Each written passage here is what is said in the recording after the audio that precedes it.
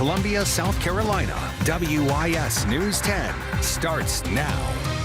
Thanks for joining us for your news at 11. I'm Hannah Burbank. And new tonight, a controversial ban on gender-affirming care for kids and teens in South Carolina is under debate at the State House. Supporters say their push is about protecting kids, while opponents argue it'll actually harm an already marginalized group of South Carolinians. State House reporter Mary Green has the details.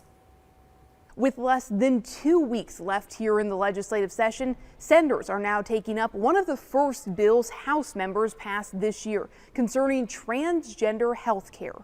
The main reason for this bill is to protect minors from making life-changing decisions that can have harmful and irreversible effects, decisions that are not age-appropriate, even with parental consent. This bill would ban minors in South Carolina from undergoing gender transition procedures, including surgeries, hormone therapy, and puberty blockers. It would also prohibit state dollars from directly or indirectly going toward these procedures, and it would ban Medicaid from covering them for anyone, minors and adults.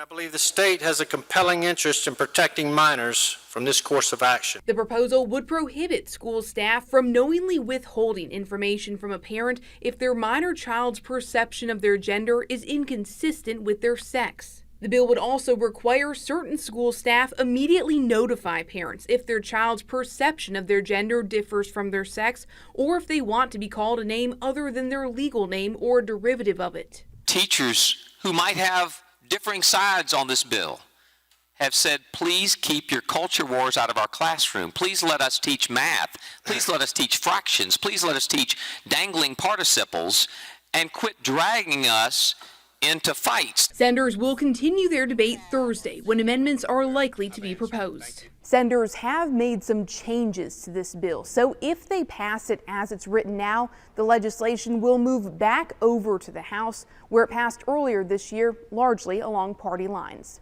Reporting from the State House, I'm Mary Green. Earlier this week, a federal court struck down bans in North Carolina and West Virginia prohibiting Medicaid dollars from paying for these procedures. That's also included in this South Carolina bill, but Senate Republican leadership say they expect that case will get to the U.S. Supreme Court, so this ruling won't determine what they do in this debate.